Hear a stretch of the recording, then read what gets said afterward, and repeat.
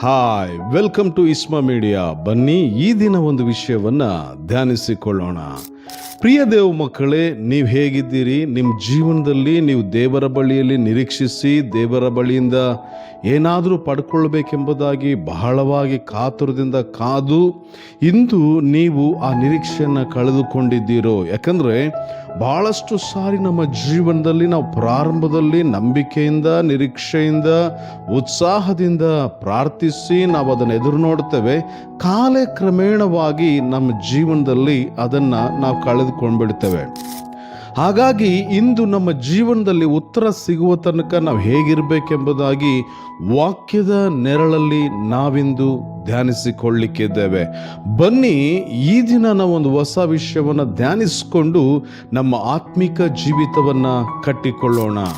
ನಿಮ್ಮ ಬೈಬಲನ್ನು ಲೂಕನ್ ಬರೆದ ಸುವಾರ್ತೆ 1ನೇ ಅಧ್ಯಾಯಕ್ಕೆ ತಿರುಗಿಸಬೇಕೆಂಬುದಾಗಿ ಪ್ರೀತಿಯಿಂದ ನಾನು ಕೇಳಿಕೊಳ್ಳುವನಾಗಿದ್ದೇನೆ. ಲೂಕನು ಬರೆದ ಸುವಾರ್ತೆ 1ನೇ ಅಧ್ಯಾಯದ 5ನೇ ವಚನದಿಂದ 20ನೇ ವಚನ ತನಕ ಇಂದು ನಾವು ಧ್ಯಾನ ಮಾಡಿಕೊಳ್ಳಿಕ್ಕಿದೆ. ಪ್ರಿಯ ದೇವ ಮಕ್ಕಳೇ, ನಮ್ಮೆಲ್ಲರಿಗೂ ಗೊತ್ತಿರುವಂತ ಚಿರಪರಿಚಿತವಾದಂಥ ವಾಕ್ಯ ಭಾಗ ಲೂಕನ್ ಬರೆದ ಸುವಾರ್ತೆ 1ನೇ ಅಧ್ಯಾಯ. ಆದರೂ ಸಹ ಏನೋ ವಿಷಯ ಇದೆ. ಇಂದು ದೇವರ ವಿವರಣೆಯಿಂದ ನಾವೇನೋ ಹೊಸದನ್ನು ಕಲಿತುಕೊಳ್ಳಿಕ್ಕಿದ್ದೇವೆ. ಹಾಗಾಗಿ ಕೊಂಚ ಸಮಯ ದೇವರ ವಾಕ್ಯದ ಮುಂದೆ ನಿಮ್ಮನ್ನು ನೀವು ಕಾದುಕೊಳ್ಳಬೇಕೆಂಬುದಾಗಿ ಪ್ರೀತಿಯಿಂದ ನಾನು ಮನವಿ ಮಾಡುವನಾಗಿದ್ದೇನೆ. ಪ್ರಿಯ ದೇವ ಮಕ್ಕಳೇ, ಲೂಕನ್ ಬರೆದ ಸುವಾರ್ತೆ 1ನೇ ಅಧ್ಯಾಯದಲ್ಲಿ ಜಕರ್ಯನ ಕುರಿತಾಗಿ ಮತ್ತು ಎಲಿಜಬೆತಳ ಕುರಿತಾಗಿ ಬರೆಯಲ್ಪಟ್ಟದೆ. ಜಾಗ್ರತೆ ಕೇಳಿಸ್ಕೊಳ್ರಿ. ಈ ಎಲಿಜಬೆತ್ ಮತ್ತು ಜಕರ್ಯರ ಕುರಿತಾದಂಥ ಒಂದು ಅದ್ಭುತವಾದಂಥ ವಾಕ್ಯ ಭಾಗ ಈ ಲೂಕನ್ ಬರೆದ ಸುವಾರ್ತೆ 1ನೇ ಅಧ್ಯಾಯ ಆಗಿರ್ತದೆ. ಹಾಗಾದ್ರೆ ಜಕಾರಿಯ ಅಂದ್ರೆ ಆ ಪದದ ಅರ್ಥ ಏನು? ಜಕಾರಿಯ ಅನ್ನುವಂಥ ಪದ 2 ಪದಗಳಿಂದ ಸೇರಿಸಲ್ಪಟ್ಟಿದೆ. ಜಕ ಮತ್ತು ಯಾ ಅನ್ನುವಂಥ 2 ಪದ. ಜಕ ಅಂದ್ರೆ ಅದರ ಅರ್ಥ ನೆನಪು ಮಾಡಿಕೋ ಅಂತೇಳಿ, ಯಾ ಅಂದ್ರೆ ಯೆಹೋವನು ಅಂತೇಳಿ. ಜಕಾರಿಯ ಅಂದ್ರೆ ಅದರ ಅರ್ಥ ಏನಪ್ಪಾ ಅಂದ್ರೆ ಯೆಹೋವನು ನೆನಪಿಸಿಕೊಳ್ಳುವನು ಅಥವಾ ಯೆಹೋವನು ನೆನಪು ಮಾಡಿಕೊಳ್ಳುವನು ಎಂಬುದಾಗಿ ಅದರ ಅರ್ಥ ಆಗಿರ್ತದೆ.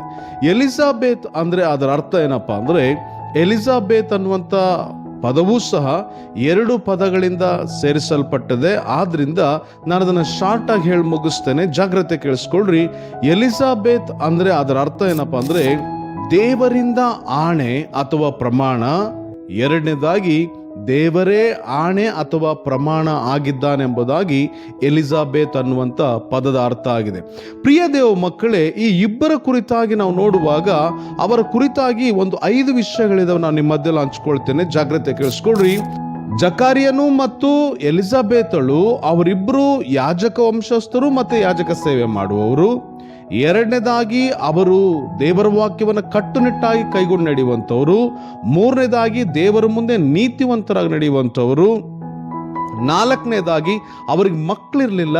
5ನೇದಾಗಿ ಅವರು ಪ್ರಾರ್ಥನೆ ಮಾಡುವವರಾಗಿದ್ರು. ಏನಕ್ಕಾಗಿ ಪ್ರಾರ್ಥಿಸ್ತಿದ್ರು ಅಂಥೇಳಿ ನಮಗೆ 13ನೇ ವಚನ ಹೇಳ್ತದೆ. ಏನಂತೇಳಿ ದೇವದೂತನ್ ಬಂದು ಹೇಳ್ತಾನೆ, ಜಕರ್ಯನೇ, ನಿನ್ನ ಪ್ರಾರ್ಥನೆ ಕೇಳಲ್ಪಟ್ಟದೆ. ನೀನು ಪ್ರಾರ್ಥನೆ ಮಾಡಿದ ಹಾಗೆ ನಿನಗೊಂದು ಮಗು ಆಗ್ತದೆ ಎಂಬುದಾಗಿ ಅಲ್ಲಿ ಹೇಳಲ್ಪಡ್ತದೆ. ಜಾಗ್ರತೆ ಕೇಳಿಸ್ಕೊಳ್ರಿ. ನಾನು ಹೇಳೋದು ಜಾಗ್ರತೆ ಕೇಳಿಸ್ಕೊಳ್ರಿ. ಅವರು ಎಂಥವರಾಗಿದ್ರು ಅಂದ್ರೆ ಕಟ್ಟುನಿಟ್ಟಾಗಿ ಪ್ರಾರ್ಥಿಸುವಂತ ಒಂದು ಕುಟುಂಬ ಆ ಎಲಿಜಬೆತ್ ಮತ್ತು ಜಕರ್ಯನದು ಆಗಿತ್ತು. ದೇವದೂತನ್ ಬಂದು ಹೇಳ್ತಾ ಇದ್ದ, ನೀನ್ ಪ್ರಾರ್ಥನೆ ಮಾಡಿದ್ಯಪ್ಪ, ಈ ಪ್ರಾರ್ಥನೆಗೆ ದೇವ್ರೇನ್ ಮಾಡಿದ್ದಾರೆ, ನಿನಗೆ ಉತ್ತರ ಕೊಟ್ಟಿದ್ದಾರೆ ಅಂತ ಹೇಳಿದಾಗ 13ನೇ ವಚನದಿಂದ ಹಿಡಿದು 17ನೇ ವಚನ ತನಕ ಆ ಮಗು ಏನೆಲ್ಲ ಆಗ್ತದೆ ಎಂಬುದಾಗಿ, ಆ ಪ್ರಾರ್ಥನೆಗೆ ಉತ್ತರ ಕೊಡಲ್ಪಟ್ಟ ಮಗು ಏನೆಲ್ಲ ಮಾಡ್ತದೆ ಎಂಬುದಾಗಿ ವಿವರಿಸಿದ ಮೇಲೆ 18ನೇ ವಚನಕ್ಕೆ ಬಂದಾಗ ಜಕಾರಿಯನ ಒಂದು ಉತ್ತರ ಅಲ್ಲಿ ಹೀಗಿದೆ. ದೇವ ದೂತನ್ ಮುಂದೆ ನಿಂತ್ಕೊಂಡು ಹೇಳ್ತಾನೆ, ನಿನ್ನ ಪ್ರಾರ್ಥನೆ ದೇವರು ಕೇಳಿದ್ದಾರೆ, ನಿನಗೆ ಮಗು ಆಗ್ತದೆ ಅಂತ ಹೇಳಿ. ಯಾಕಂದ್ರೆ ಅವ್ರು ಇಷ್ಟು ವರ್ಷ ಪ್ರಾರ್ಥನೆ ಮಾಡ್ತಾ ಇದ್ರು.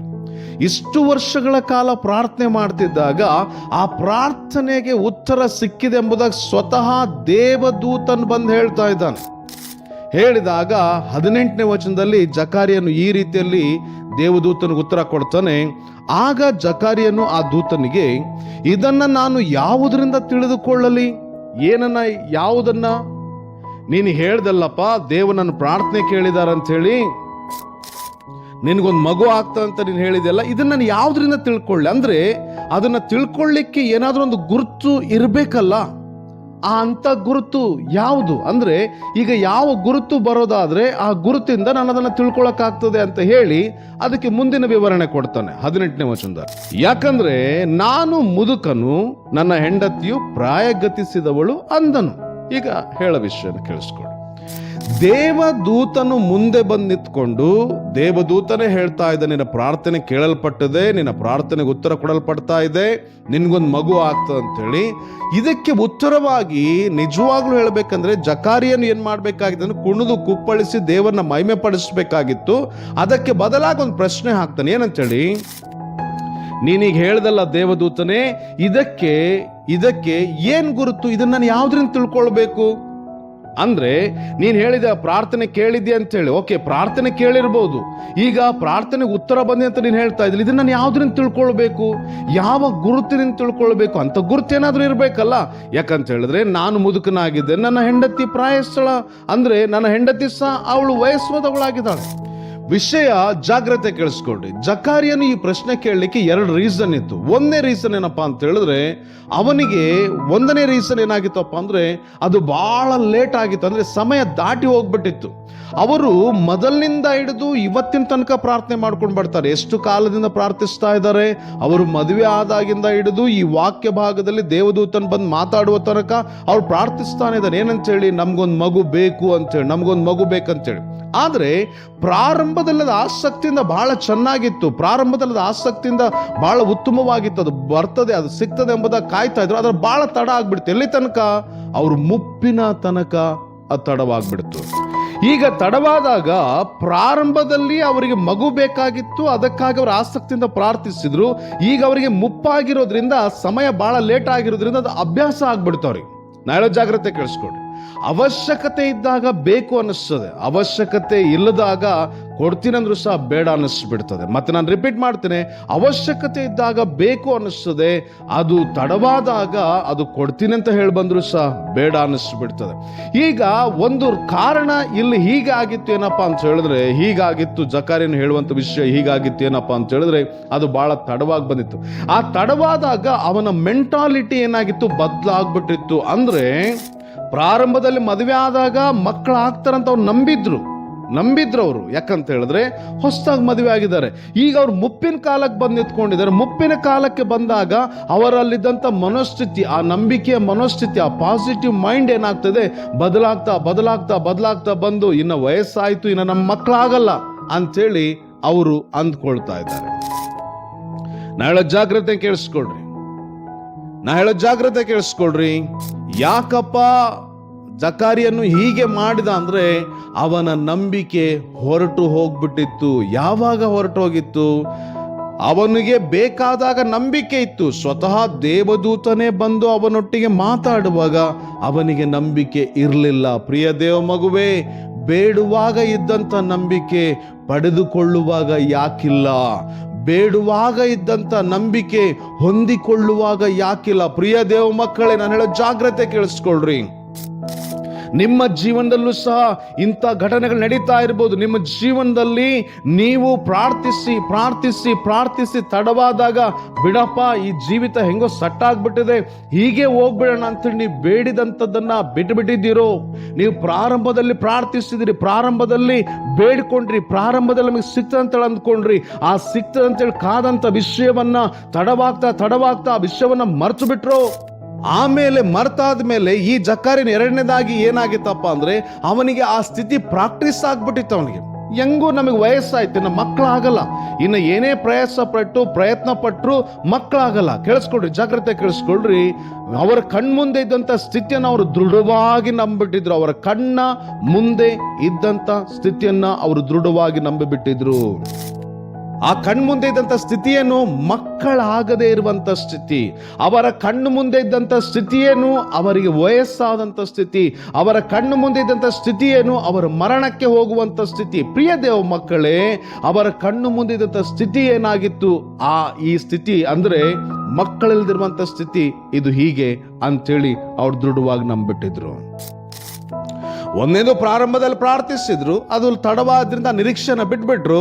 ಆಮೇಲೆ ಅವ್ರು ಮುಂದಿರುವಂಥ ಸ್ಥಿತಿ ಇದು ನಮಗೆ ಸರಿ ಅಂತೇಳಿ ಅನಿಸ್ಬಿಡ್ತು. ನನಗೆ ಆಶ್ಚರ್ಯ ಏನಪ್ಪ ಅಂದರೆ, ಒಂದು ಸಾರಿ ಒಬ್ಬ ಮನುಷ್ಯನು ತನ್ನ ಸ್ಥಿತಿಯನ್ನು, ಅಂದರೆ ತನ್ನ ಕಷ್ಟ, ತನ್ನ ಕಣ್ಣೀರು, ತನ್ನ ಸೋಲು, ತನ್ನ ಹೋರಾಟ, ತನ್ನ ಜಿಗುಂಸೆ, ತನ್ನ ಬಾಧೆಗಳನ್ನ ಇದು ಇಷ್ಟೇ, ನಮ್ಗೆ ಇದು ಹೀಗೆ ಅಂತೇಳಿ ಯಾರಾದರೂ ನಂಬೋದಾದ್ರೆ ಅವನ ಮುಂದೆ ಸ್ವತಃ ದೇವದೂತನೇ ಬಂದು ನಿಂತ್ಕೊಂಡ್ರು ಸಹ ಅವನು ನಂಬಲ್ಲ ಅಂತೇಳಿ ವಾಕ್ಯದಿಂದ ಸ್ಪಷ್ಟವಾಗಿ ಗೊತ್ತಾಗ್ತದೆ. ಯಾವ ಮನುಷ್ಯ ಆಳವಾಗಿ ಅವನು ಮುಂದಿರುವಂಥ ಸ್ಥಿತಿಯಲ್ಲಿ ಮುಳುಗಿ ಹೋಗಿರ್ತಾನೋ ಅಂತ ವ್ಯಕ್ತಿಗೆ ನೀವು ಎಷ್ಟೇ ವಾಕ್ಯ ಹೇಳ್ರಿ, ಎಷ್ಟೇ ನಂಬಿಕೆ ಮಾತು ಹೇಳ್ರಿ, ಏನೇ ಮಾಡ್ರಿ, ಅವನು ಯಾವುದೇ ಕಾರಣಕ್ಕೂ ಅದನ್ನು ನಂಬಲ್ಲ. ಯಾಕಂದ್ರೆ ಅವನು ಮುಂದಿರುವಂಥ ವಿಷಯಗಳನ್ನು ಅವನು ನಂಬುವವನಾಗಿದ್ದಾನೆ. ಇನ್ನೊಂದು ವಿಷಯ, ಈ ವಾಕ್ಯ ಧ್ಯಾನ ಮಾಡ್ತಿದ್ದಾಗ ನನಗೆ ಅನಿಸಿದ್ದೇನೆಂದ್ರೆ, ಎಲಿಜಾಬೆತ್ ಮತ್ತು ಜಕಾರಿಯನ್ ಇಬ್ಬರು ಪ್ರಾರ್ಥನೆ ಮಾಡ್ತಾರೆ, ಒಬ್ಬರನ್ನೊಬ್ಬರು ಕೈ ಹಿಡ್ಕೊಂಡು ಪ್ರಾರ್ಥನೆ ಮಾಡ್ತಾ ಇದ್ದಾರೆ. ಬಾಯಲ್ಲಿ ಪ್ರಾರ್ಥಿಸ್ತಾ ಇದ್ದಾರೆ, ಕರ್ತನೇ ನಮಗೆ ಮಗು ಕೊಡು ಅಂತೇಳಿ. ಹೃದಯದಲ್ಲಿ ನಂಬಿದ್ದಾರೆ, ನಮ್ಗೆ ವಯಸ್ಸಾಗ್ಬಿಡ್ತು ಅಂತೇಳಿ. ಯಾಕಂದ್ರೆ ಅವರ ಹೃದಯದಲ್ಲಿ ಏನಿತ್ತು, ದೇವದೂತನ್ ಬಂದು ಮಾತಾಡುವಾಗ ಅವ್ರು ಹಾಗೆ ಹೇಳ್ತಾ ಇದ್ದಾನೆ ಜಕಾರಿಯನ್ 18ನೇ ವಚನದಲ್ಲಿ. ಈಗ ನಾನ್ ನಿಮಗೆ ಕೇಳುವಂತ ವಿಷಯ, ದೇವರೇ ನಮ್ಮ ಕಷ್ಟಗಳನ್ನ ಬಿಡಿಸು ಅಂತ ನೀವು ಪ್ರಾರ್ಥಿಸ್ತಾ ಇದ್ದೀರಿ, ನಿಮ್ಮ ಹೃದಯ ಮುಂದಿರುವಂತ ಪರಿಸ್ಥಿತಿಗಳನ್ನ ಹೇಗೆ ನಂಬ್ತಾ ಇದೆ? ಮುಂದಿರುವಂತ ಪರಿಸ್ಥಿತಿಗಳನ್ನ ಹೇಗೆ ಅದು ನಂಬುತ್ತಾ ಇದೆ? ಯಾಕಂದ್ರೆ ನಾವು ಮೇಲೆ ಪ್ರಾರ್ಥಿಸ್ತಾ ಇದ್ದೇವೆ, ನಮಗೆ ಈ ಕಷ್ಟಗಳಿಂದ ಬಿಡಿಸು ಅಂತೇಳಿ. ನಮ್ಮ ಹೃದಯ ಅಯ್ಯೋ ಈ ಕಷ್ಟಗಳು ಹೀಗೆ ಇರ್ತದೆ ಅಂತೇಳಿ ನಂಬಿದೆ. ಬಹಳಷ್ಟು ಸಾರಿ ನಮ್ಮ ಜೀವನದಲ್ಲಿ ಮಾಡುವಂತ ದೊಡ್ಡ ತಪ್ಪೇನಪ್ಪ ಅಂತ ಹೇಳಿದ್ರೆ, ನಾವು ಸ್ಥಿತಿಗಳನ್ನ ನಂಬ್ತೇವೆ, ನಂಬಿಕೆ ಇಲ್ಲದೆ ಪ್ರಾರ್ಥಿಸ್ತೇವೆ. ಈ ಜಕಾರಿಯನು ಮತ್ತು ಎಲಿಜಾಬೆತ್ ಅದನ್ನೇ ಮಾಡಿರ್ತಾರಂತ ಅಂದ್ಕೊಳ್ತೇನೆ ನಾನು. ಮೇಲೆ ಪ್ರಾರ್ಥಿಸ್ತಾ ಇದ್ದಾರೆ, ದೇವರೇ ನಮಗೆ ಬಿಡುಗಡೆ ಕೊಡು, ದೇವರೇ ನಮಗೆ ಮಗು ಕೊಡು ಅಂತೇಳಿ. ಆದ್ರೆ ಒಳಗಡೆ ಅವ್ರ ಹೃದಯ ಸ್ಪಷ್ಟವಾಗಿ ನಂಬಿದೆ, ನಮ್ಗೆ ವಯಸ್ಸಾಯ್ತು, ಮಕ್ಕಳಾಗಲ್ಲ ಅಂತೇಳಿ.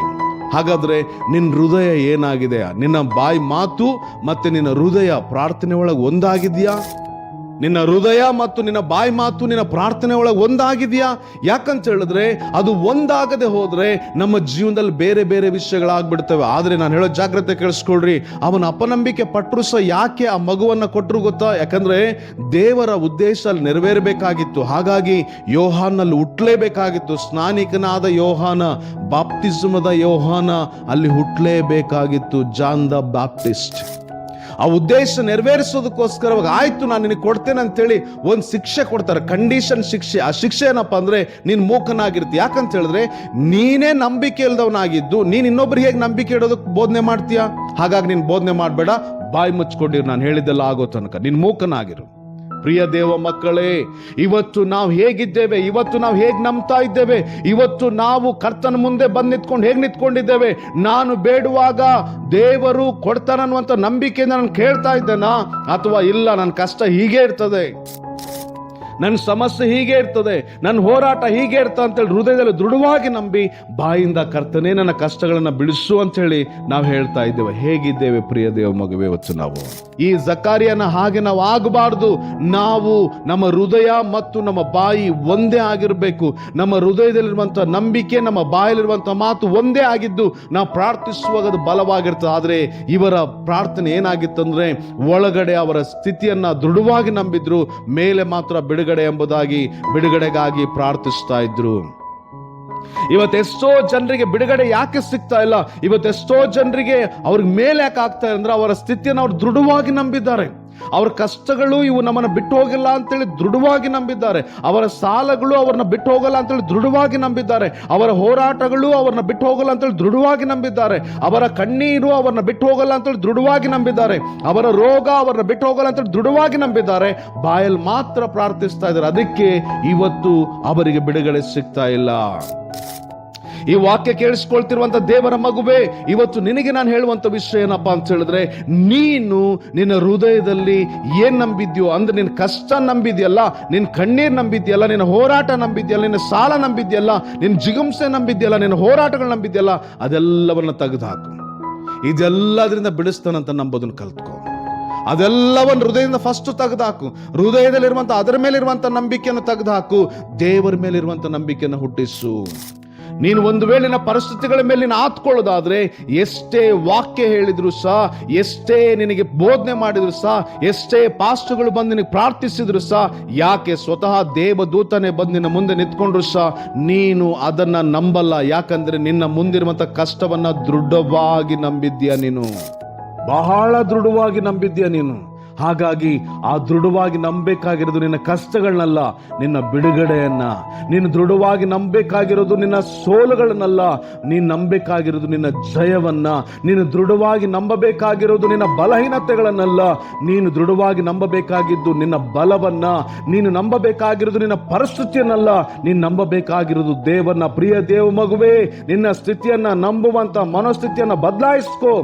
ನಿನ್ನ ಕಷ್ಟದ ಸ್ಥಿತಿಯನ್ನ ನಂಬುವಂತ ಮನಸ್ಥಿತಿಯನ್ನ ಬದಲಾಯಿಸ್ಕೋ.